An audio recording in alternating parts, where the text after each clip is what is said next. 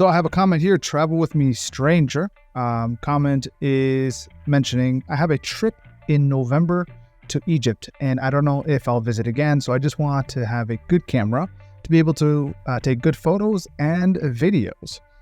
I will use it for Insta Reels, YouTube videos, travel videos, and photos, portrait, macro, street, landscape. I am not the kind of person who would include herself in all of her videos. I like to click others. As a beginner, I have a lot to learn with regards to manual settings and processing and such. I live in India. I have rented twice for 2 trips at 500 rupees a day. So after spending close to 12,000 rupees, I decided to finally buy one. 1. Do you recommend buying a camera body secondhand and investing in lenses later? If not, is it better to buy a camera from Amazon or Sony or the website itself? 2. Also, because I love shooting, I want to learn the nuances and technicalities and include visual art for my blogs on Instagram, but I really appreciate your valuable suggestions and feedback. And 3, my hunt for a good beginner camera began 6 months ago. Cameras I am considering: a Sony ZV-E10, Sony a6100, a 6300, a 6400, and a Canon M50. Well, actually, you did not include a 6400. That's in my notes to kind of consider adding that to the list. How many batteries, which lens or additional equipment do you recommend to buy? Would love to know this as well. A few people mentioned that overheating issues with the ZV-E10 if used over 40 minutes, the importance of good quality video and stills, a viewfinder, low light performance, good battery life, and so on. In summary, based on the experience that you have with relation to camera systems, if you're comfortable and are familiar with Sony, then get the Sony. Straight up, because you're used to it. You will spend less time fiddling with the camera and more time shooting. But if you're familiar with Canon, same idea, get yourself a Canon. Because you're familiar with it, you'll spend more time shooting than you will be fiddling. The upside with Canon is that when it comes to you'll have a viewfinder minus the M6 Mark II, but all the other cameras have very good viewfinders. You'll have very bright LCD screen in both situations. You'll have a plethora of affordable, cheap EF lenses that you can find in the used market. Now, when it comes to Sony, Sony will give you very sharp videos, but that video you will experience rolling shutter, unless you get the brand new 6700 from Sony, but then you're going to be paying a lot of money. Let's look at question number 1. Do you recommend buying a camera body secondhand and investing on lenses later? If not, is it better to buy a camera from Amazon or Sony or a website itself? Your lenses will outlast your camera bodies, generally speaking, but it also depends on the type of lenses that you're going to be considering getting. Do I recommend buying the body secondhand? Yes, absolutely. Almost every single camera body that I have, with the exception of the M6, with the exception of the M, I did buy this brand new, but I bought it on a steep discount. But the M6 Mark II, I also did buy this new, but almost every other camera that I've had, I have bought used. Lenses also, I have bought used. There are so many lenses available in the used market. In fact, I don't see a purpose of buying a brand new lens. I don't see the value of it, especially in the context of personal use. I can understand when you're looking to purchase a brand new piece of gear for professional work because it will help in things like efficiencies, speeding things up, profitability, because you're able to turn things around faster. I believe in buying gear used, period. So now, is it better to buy from Amazon or the Sony website itself? So my go-to for buying any kind of gear is, generally speaking, is a combination of Amazon and eBay. So it really depends on which one gives me the better deal. That's one. Now, there's a reliability factor on Amazon where if something just doesn't work out, Amazon's got your back. That is true with eBay also, but it just takes a little while longer. So I think I haven't had any issues with eBay except one, and it was recently, where I wanted to buy a 10-year-old camera a 650D from Canon. And it was available for sale with the kit lens for about $200. It's a DSLR crop sensor camera. And I made the purchase. I did buy it now, and 2 weeks went by and the guy never shipped it. So I contacted eBay and I said, hey, I never got my product.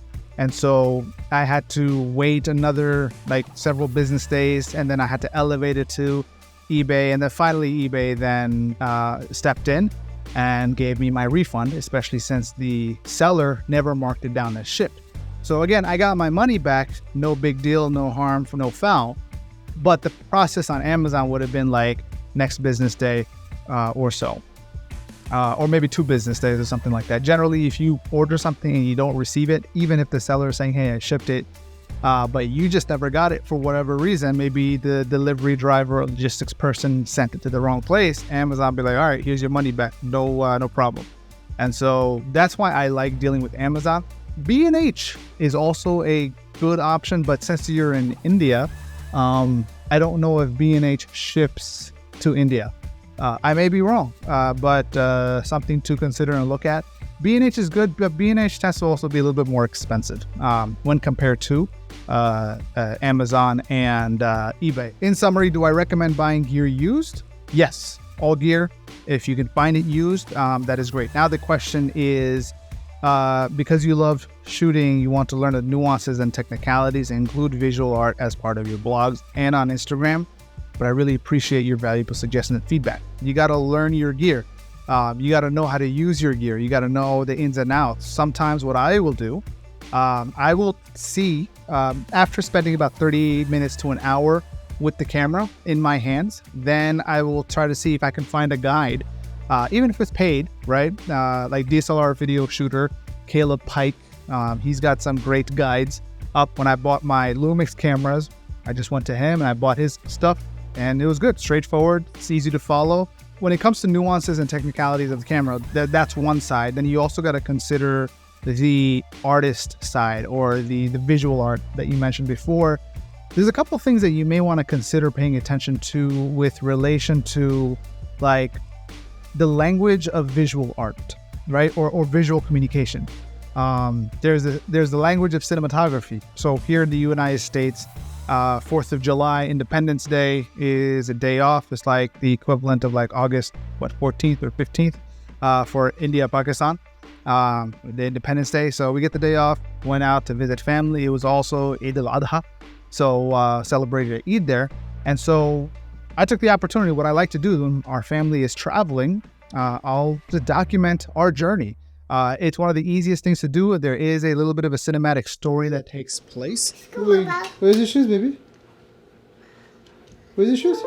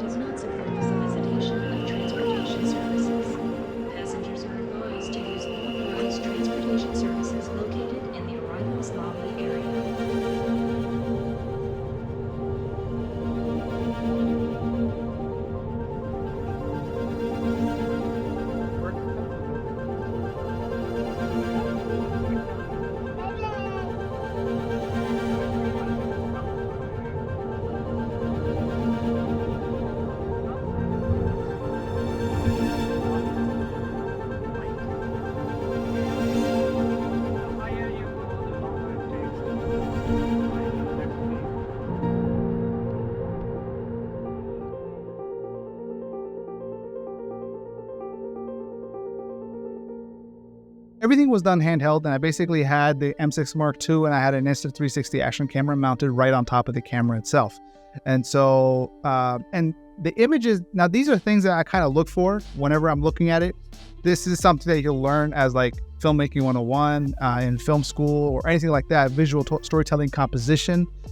These are things that you can look for. One is look for wide angles and close-up, and you want to combine between them. You've got your long shots, your medium shots, you got your landscapes, right? Landscapes that are layered. By layered, what I mean is that you have a foreground, you have a midground, and you have a background. Over the shoulder shots, there are medium shots, over the shoulder tight, over the shoulder wide. You have shots that are of a character's perspective. You have side profile close-up shots, side profile wide shots. You have the idea of frame within a frame type of composition. You can do that with people, you can do that with windows, you can do that with mirrors. Shooting at the light. This is actually a cinematography hack. Quick pro tip is shoot into the light, meaning the camera is like, even in this situation, right? The way that you get a three-dimensional look, so to speak, is that the part that's closest to the camera is in shadow, right? The camera is shooting towards the light. So in my case, I got a light over here and I got the window. I'm shooting into the window. And this is one of the ways that you get three-dimensional pop-in like image, is you want to be able to shoot into the light. So that's a quick cinematography hack. You can shoot action, combine it with a wide shot and details.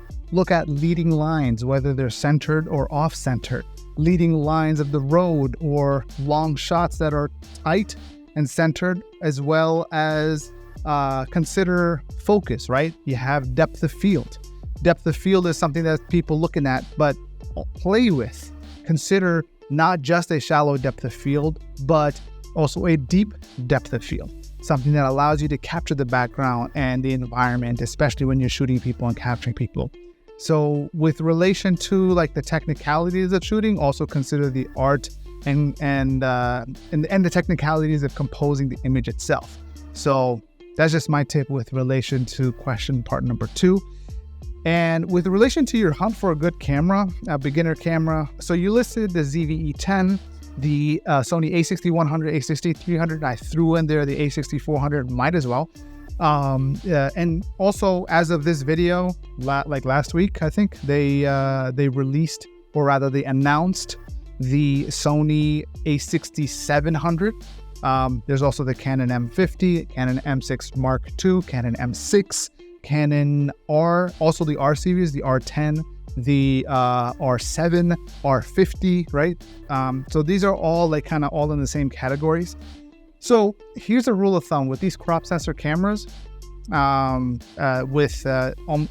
the board with all their battery, but with their battery life, how many batteries do you want to have? My suggestion is have minimum 2, ideally 3, right? So this way, I know with the M6 Mark II, I carry 2. Same batteries on the R10, from the Canon R10, same batteries, and I needed a minimum of 3 for the same amount of usage with relation to the M6 Mark II. Same batteries in the Canon R8, and 3 batteries were seemingly not enough. In that situation, 4 or 5 would have been helpful, but then that just kind of speaks to the poor battery life of the camera and its ability to use energy in and of itself. At that point, I might just consider a different camera if I need to use that many batteries. So something to definitely consider.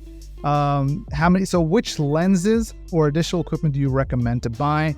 Would love to know this as well. Okay, so this, again, it comes down to the kind of shots that you want to take. So everything that you saw with relation to the footage that I shared with you in this clip, traveling from Houston to Atlanta here in the United States, was shot and captured on a combination of several lenses, but primarily the close-up shots with the shallow depth of field using this. This is the Sigma 30mm f1.4 DG HSM Art lens.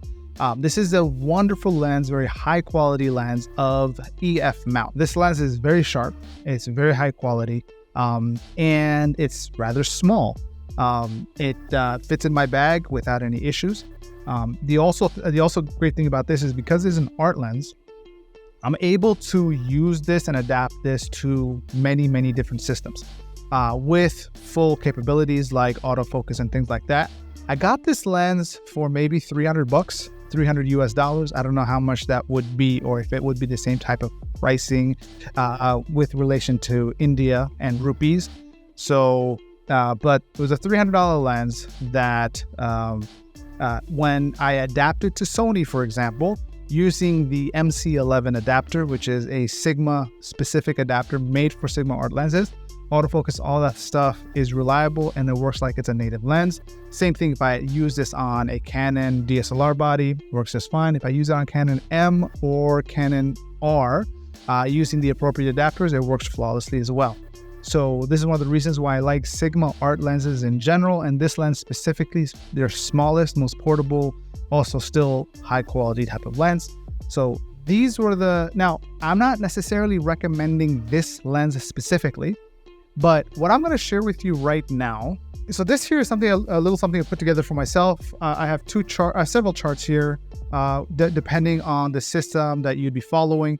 We've got Sony full frame E-mount. We've got Sony crop sensor E-mounts. We have Sigma art lenses.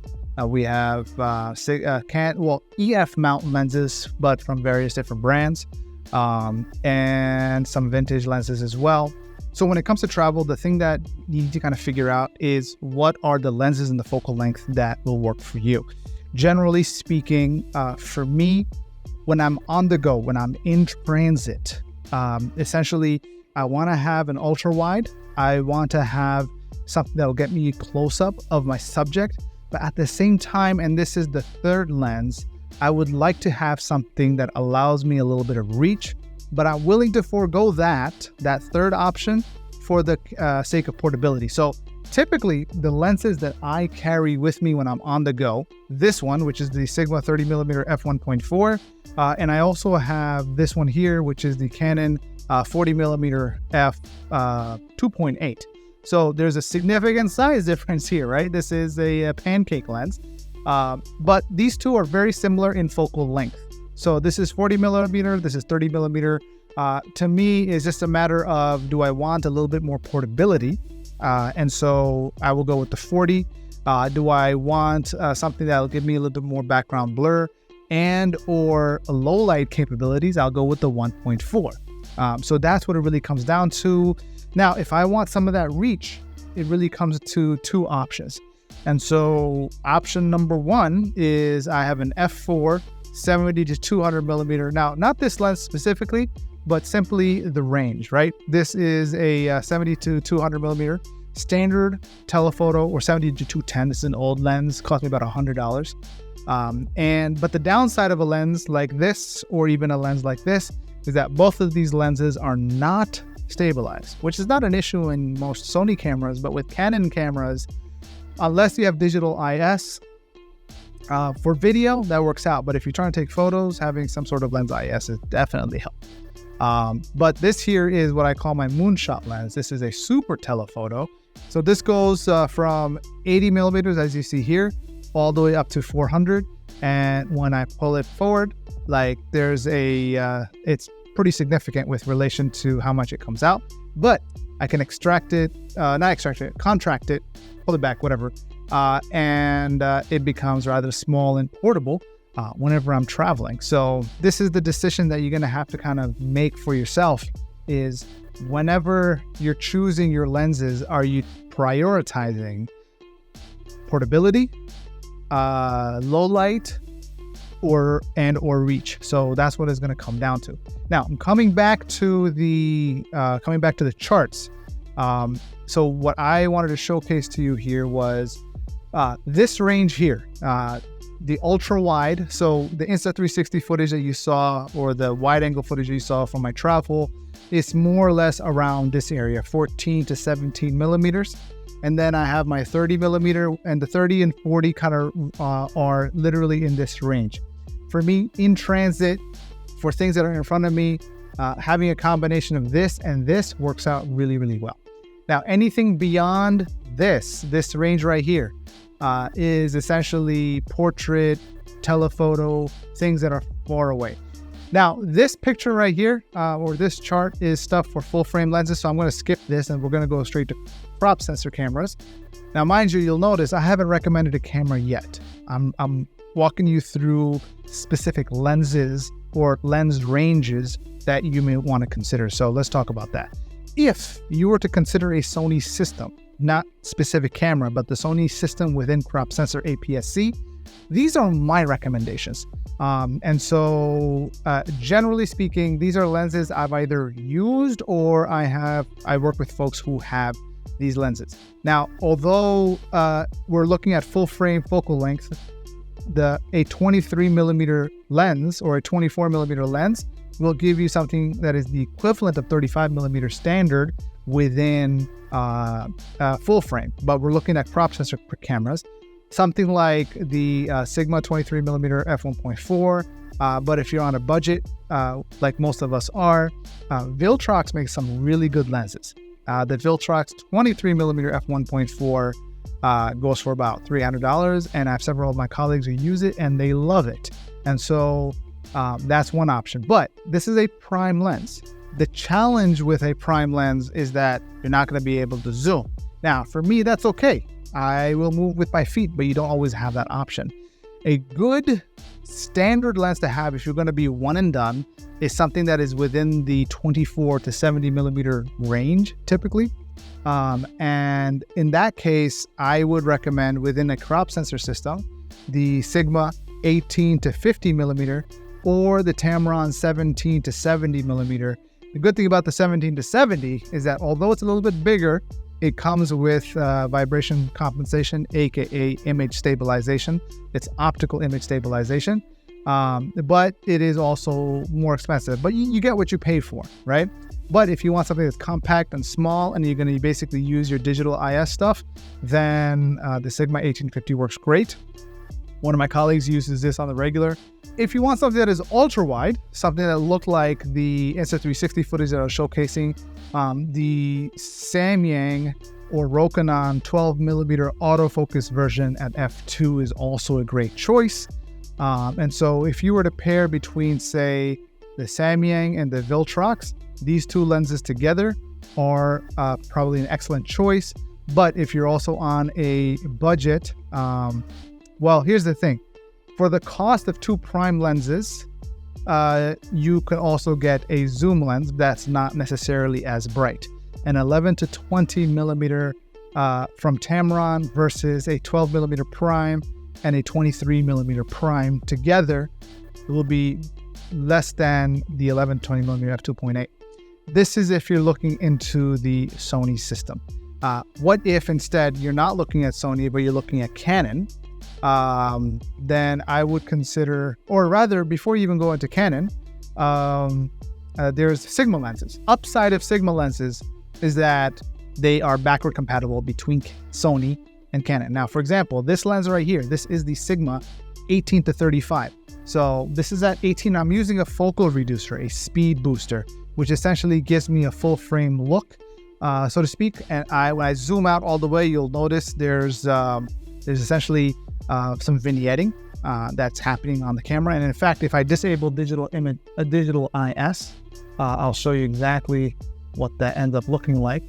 So boom, there you go. So if I disable digital IS on full frame, you're gonna get vignetting like this.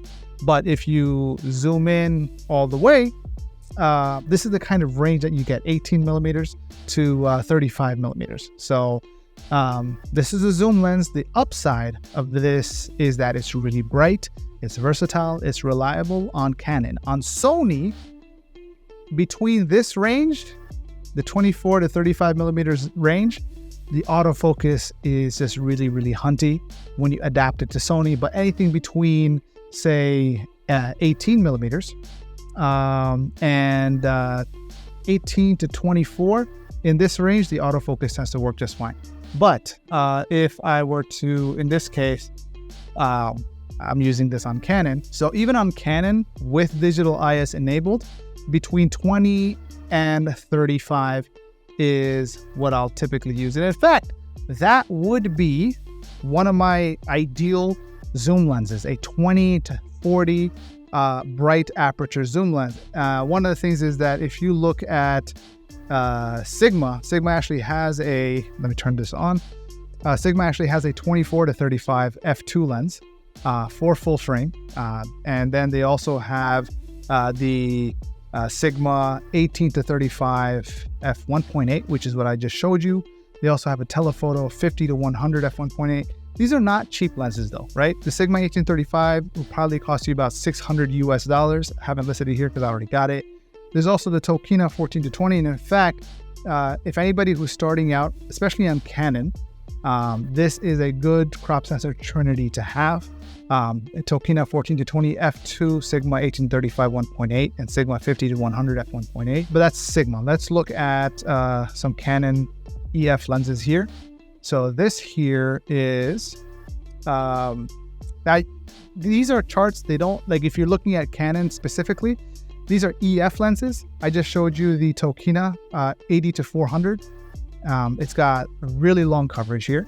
Then you have a Tokina 28 to 70, which is a standard zoom lens, but on a crop sensor camera, it'll be something similar to like a 40 to 105 millimeter. And so that's something that you're going to want to be cognizant of. You have 11 to 16 from Tokina, which is an ultra wide lens. And this would probably run you about $300 or $350, depending on where you're looking. Again, depending on which system that you have, but if you have a Canon RF system, a 28 millimeter f2.8 is good.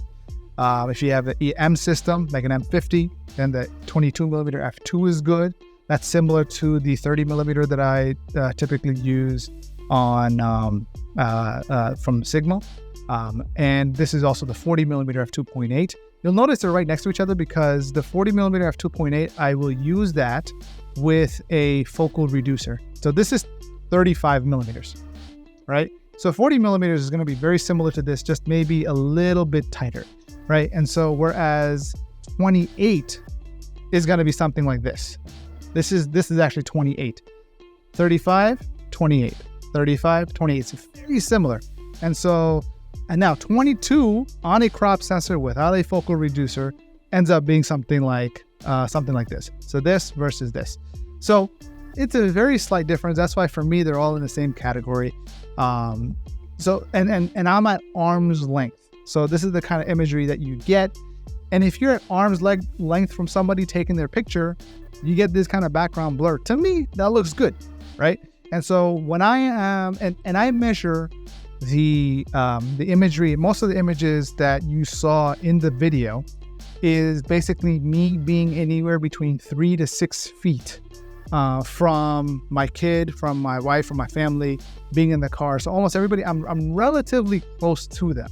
And so rarely am I typically shooting somebody that's far away unless I'm trying to capture a larger environment as opposed to the subject within it. If you get a mirrorless system, whether that's the M50 or the Sony E mount or even the Canon R, across the board, you will be able to adapt any Canon EF lens or even vintage lenses. And I wanted to showcase that. So Canon FD lenses are great. Now they're rising in prices because more and more people are buying them up. But you also have from, like, for example, you have a 40 millimeter f1.8 really bright lens for $75. Like, that's really, really great. And you can adapt that to mirrorless with an adapter. But 40 millimeter on a crop sensor is going to be, this needs to be adjusted because it's actually in the wrong place. But actually it's in the right place for if you're using this on a crop sensor system. Same thing with the 35. On full frame would be here. Crop sensor would probably be closer to this side over here. So it'll be closer to like a 50. F40 would probably be closer to a 70 millimeter. So, but if you're looking for like a standard from Contacts Carl Zeiss, a 35 to 70 or even a 28 to 85, these are some good options. If you adapt an EF lens or any vintage lens onto a Sony body, you're going to have to rely completely on manual focus, which is not a bad thing. It's just a question of when you want autofocus, you're not going to have it. That's why it's important to have a lens with you in your kit when you're traveling. that you can also use for autofocus. So what I will typically do, I'll have one autofocus lens, and then I might carry with me a lens that I will typically manual focus with, even though I have the ability to autofocus, whether or not I have the ability to autofocus, because I want to be able to control my composition when I'm looking at things like that. But when I'm running and gunning, I'm chasing my kid, I'm playing at the park, I want that autofocus. So that's something to consider that you're going to have. Now, this is in video mode specifically. If you're looking to snap photos, then I don't think adapting EF lenses is going to be a problem, because if you use the appropriate autofocus adapter with EF lenses on Sony E-mount, you should have no problem with relation to getting a single autofocus. Now, it may or may not be reliable for burst shooting. So for example, this here is a Canon 50mm. It's a typical nifty 50 f1.8, generally a bright lens. But when adapting this camera or this lens to Sony with a focal reducer for photos, I will probably get maybe half of my photos in focus when I am burst shooting, which is like, 10, 15 frames per second kind of thing, or even an electronic shutter where you get maybe even 20 frames a second, kind of like, rapid fire. Sometimes the focus is gone. And so something to be cognizant of. But if you're taking like one or two photos, like single shot type of thing, your autofocus, in my experience, is gonna be just fine. So now the question is, what is the appropriate body or system to look into or consider buying? And this is gonna be determined by also your comfort level and your experience. If you are used to Sony, I would say go get Sony. If you are used to Canon, then get a Canon. Canon M50, I think for photos is great. For video, maybe. Maybe only because is that in my case, I would like to have 4K video. The Canon M50, you're not going to get 4K video with its standard video. You're going to get 1080p. If you want 4K, it's going to crop in significantly. So you're going to lose a lot of that field of view. But at the same time, you're going to lose autofocus or reliable autofocus. You get contrast based as opposed to eye detect and phase detect, as they call it. M6 Mark II, autofocus totally reliable. Every now and then it might go focus to the back, but there's a little thing on my face and tracking my eye, whether I move in or if I move back. Like, this is something that's great, especially with relation to video. For travel, I like the M6 Mark II. It's been great. I can have maybe 2 or 3 batteries and that will last me the entire day. And that's me shooting clips here and there. And with photos, it takes amazing photos. And it reliably adapts any and all Canon EF glass as well as this EOS M glass. And it's going to be a little bit more pricey than the M50. And you don't have a viewfinder. The viewfinder is an additional accessory. So if you're a type of photographer that absolutely needs to have a viewfinder, then that's going to be additional cost with the EOS M6 Mark II. So that might be a deal breaker for you. For me, it was the opposite. Not having a viewfinder was great because I was saving on space. The height of the M6 Mark II is actually shorter than the M50. Now, on the other hand, something to consider, newer camera, is the Canon R10. And R10 is an amazing camera. It takes brilliant photos, takes brilliant videos. All the limitations that exist on the M50 and the M6 Mark II are completely dealt with on the Canon R10. And I feel like the Canon R10 is an excellent camera, especially in the context of travel and adventuring and journeying and things like that. I feel like that would be something to consider. Now, if you're considering between the Sony bodies, the ZV-E10, the not the ZV, but the A6100, A6300, or the A6400, I wanted to kind of share with you some of the differences between the two. So from the ones that you mentioned, the A6100 and the A6300, both of them are photocentric cameras. They don't do video very well. And here's what you get or don't get. So for example, with the A6100, now keep in mind A6100 and A6300 and the A6400 came out, I think, around the same time within the year or 2 years of each other. And within the same, so A6100, 6300, 6400, 6600 are probably within 2 years of each other. The difference here is the A6100 has a flip-up screen, so you'll probably be able to see yourself. It has newer, reliable autofocus, but there's only standard picture profiles, meaning you're not going to get S-Log, you're not going to get hybrid log gamma or any of that. It's a photo-first camera. On the other hand, the A6300, which is older than the A6100, if I'm not mistaken, one of the updates is that it has dust and moisture resistance and it has picture profiles, but the screen does not flip up to see yourself. It articulates. And this is where the A6400 comes in, is that A6400 has the newer autofocus. It's newer than the A6300. The screen flips up and you get all your picture profiles. What's lacking in all of this is that the ZV-E10 addresses is that, so the ZV-E10, so this here is the ZV-E10. I have the Sigma MC11 mount adapter with a Sigma art lens. This is a different art lens. This is the 24mm f1.4. You'll notice it is significantly significantly bigger than the, I guess not significantly, but it feels like it's a lot bigger. But anyway, that's besides the point. The ZV-E10, one of the things that you'll find is different from the A6100, 6300, 6400, 6600, 6700. Any of the Alpha 6000 series cameras that the ZV-E10 doesn't have is a viewfinder. You're not going to get any of this. They did away with that. That's why the ZV-E10 is probably going to be cheaper than any of the A6000 series cameras, because it does not have a viewfinder. The screen also will flip out like this, right? As opposed to flipping up, right? On the M6 Mark II, the screen flips up. And so that's one of the key differences. Now, is it a big deal? I personally prefer the flip out screen as opposed to the flip up screen. That's just the personal preference. I thought I was gonna like the flip up screen, but when you mount something on top of the camera, anytime you mount something on top of the camera, it blocks the screen. And so now you have to get an accessory to move the hot shoe over to the other side or to the side in order for you to be able to maintain, viewership of yourself while you're doing any of these, any self-monitoring or anything like that. So the other thing the ZV-E10 has that none of the A6000 series cameras have, except for the A6700, is a gyro data logging. This is very important with relation to video stabilization. So you have something called active stabilization. You'll get a crop, but based on the gyro information that the camera is capturing, just like your cell phone, it'll stabilize your footage live.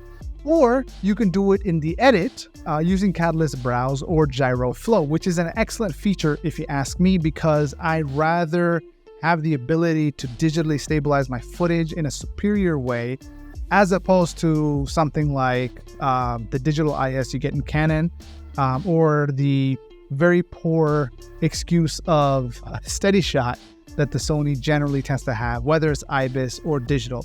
But the active steady shot that Sony has within the ZV-E10 is significantly better. The only downside to all of the Sony ZV-E10, Alpha 6100, 300, 400, 6600, the downside to all of these is that they have a very jello-y sensor readout. It's taking a lot of information and is squeezing it down. And so if you're doing video, then what's going to happen is you're going to get a lot of rolling shutter if you're moving fast. If you're not moving fast and you're holding steady and you're not moving like a person who's had 6 cups of coffee, then it's not going to be an issue. But if you're doing a lot of action shots, and that's why for me, the Sony is not a great option for transit video, meaning movement action video, except that I would use Catalyst Browse to minimize that rolling shutter. This is one of the upsides and downsides of using active stabilization in the camera, is that once you use active stabilization in the camera, that stabilization is baked into the footage. So that's something to definitely be cognizant of. Now, if you turn off any and all stabilization and you bring it into something like Catalyst Browse or Gyro Flow, then you can artificially, after the fact, stabilize the footage while also telling it to minimize the rolling shutter. Catalyst browse already kind of compensates and corrects the rolling shutter quite significantly. Gyro flow also has the option, so long as you tell it what the sensor readout speed of this is, which is something along the lines of 31 milliseconds, if I'm not mistaken, if I remember correctly. But that's just the major downside. Now, this comes down to also your shooting style. If you have a tripod, you have a gimbal, you are on, you're not moving around a lot with relation to video, then that's a non-issue. But if you're handheld like me, right, running around, right, not even caring about whether or not you have a steady shot, knowing that you can stabilize it later, then the Sony's not a great option. This is where the newer Sony sensors, which feature the FX30 as well as the new A6700, do significantly better because their rolling shutter, their sensor readout speed is significantly faster. The M6 Mark II and Canon cameras, they generally have far better rolling shutter performance, sensor readout speed than most of these other cameras. So at the end of the day, if I had to advise you on a Sony camera specifically, then I would say get the ZV-E10, assuming you don't care about a viewfinder, right? The Sony a6000 series viewfinder is not very good. Just to be clear and simple, in fact, it comes in handy only because you're outside and it's really bright, you can't see your screen fine. I'll use the viewfinder, but it's not that good. Canon viewfinders are actually really good. They're very clear. Although I don't use them much, when you do look through them, there's, it looks great. What you see is what you get kind of thing. Whereas the viewfinder on the a6000 series is, it leaves you wanting more. So that's something to also consider. But if you're not a viewfinder type of person, then the Sony ZV-E10 is an excellent choice. Downside though, is that Sony screens are notoriously poor with relation to brightness. If you're gonna find, or if you know that you're gonna be out and about in direct sunlight, then you're not gonna be able to see anything on your screen unless you're doing something along the lines of this, right? Which is why I don't travel with the Sony cameras often. Canon, on the other hand, the Canon R10 and the Canon R8 and the M6 Mark II and the R6 Mark II, all four of these Canon cameras that I have used personally, their screen brightness is adjustable and the brightest setting is completely fine in direct sunlight in the brightest of days. And I live in Houston. It's hot, it's bright. And so this is the other thing you want to consider. You're going to Egypt. My assumption as a tourist, you're going to be out and about in the brightness of the day. And so the Canon might perform better in that situation, in that context. You know better than I do with relation to the situation and the context that you're going to be recording your videos in or in taking your photos in. And so the upside of the Canon is that they have a brighter screen. They have their viewfinder is also really good. The R10, I feel like for photos and videos is going to be excellent. If you can swing it, get the R7. And when it comes to your choice of auto-focusing reliable lenses, like right here with Canon EF glass, there's so many different options, right, that are amazing. You have, actually, forget about this chart here, right? We've got right here, Tokina, 11 to 16 millimeter ultra wide angle lens. You've got the 50 millimeter f1.8. This will probably run you about $100 if you look for a use on eBay. Again, these are American dollars. I don't know what it's going to be like in India. This is also a great lens, the 40 millimeter f2.8 pancake, right? This guy right here probably costs you $150, maybe $200 max. Okay. The Sigma 30 millimeter f1.4, $250 to $300 US dollars. Already showed it to you before. $70. Not the best quality, but if you need the reach, for $70 to $100, you get a 70 to 200, 210. These are great budget options. And if you're starting out, I feel like being cheap on these lenses so that you can upgrade later is a great option. And so, maybe if you were to pick, if you're going with Canon, the Canon R10 or the R7, for example, I'll highly recommend and advise that. But let's say you're going with the M50 also, right? There is a pancake version So this is the 40 millimeter f, what's it called? This 40 millimeter f 2.8. The RF has a 28 millimeter 2.8, same size. That is native to the RF mount. If you're going for the M mount, you have the Canon 22 millimeter f2, this guy right here. Another pancake lens that fits on the M. So if you're going to get the M50 or the M6 Mark II, this is a good choice. If you're going to get the or any M camera, this is a great choice when used with a focal reducer. And there's also the 28 millimeter f2.8 as shown here, right? This guy right here, f2.8, that runs for about $300. And then I showed you the 11 to 16 millimeter ultra wide angle lens. If you really want to do ultra wide angle, just use your cell phone, right? Cell phone is really super wide. What the camera will allow you to do is get the optical quality of the reach that you typically wouldn't get. So I would say those are your three lenses. Again, get yourself a nifty 50, right? Get yourself a cheap zoom, the 70 to 210, and something that is maybe, some pancake lens, right? The 40, the 22, 28, any of those, I think that'll set you up for your kit to travel with. And in that experience, you'll also come to learn what it is that you prefer and what you like. The camera has its place, but it really comes down to the lens choice. So if you're talking about low light, anything that's f2 or faster, f2 or brighter, so f2, f1.8, f1.4, right? Those are your options. But that's if you want to keep it light and you want to keep it as easy. 18 to 35 millimeter f1.8 from Sigma. If you can swing it, it's $500 to $600 US dollars used off of Amazon or eBay. Get yourself a handful of batteries and you should be good to go.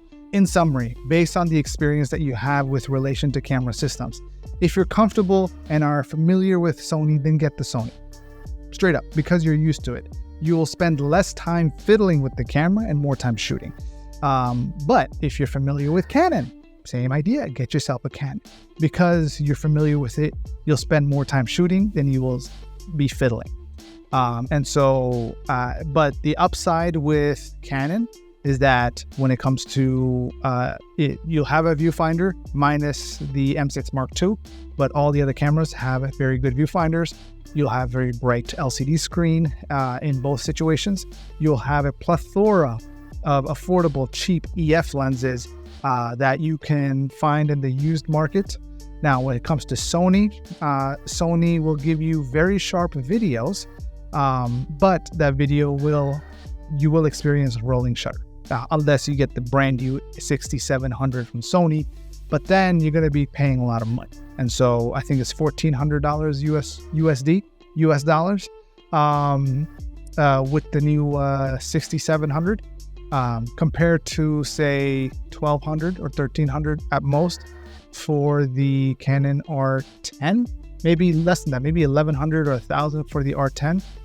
The M6 Mark II goes for about $800 if I'm not mistaken. The M50 probably less than that for $500. I actually have an M50 sitting in the garage. It needs to be sold, but I might repurpose it for use with overhead. So it was actually not mine. It was actually for a colleague of mine with the folks that I work with. So it's client work. And so I might end up using it for some of their projects that I do from here. But just besides the point. All these cameras are great. It's just a matter of you knowing how to use them, understanding their limitations, their pros and cons, and leading in on their pros and knowing how and when you can take advantage of that when the opportunities arise, and how you can mitigate the cons based on your understanding of the technology. Hope you found value in it. Let me know if you have any questions in the comments below. I'll see you soon.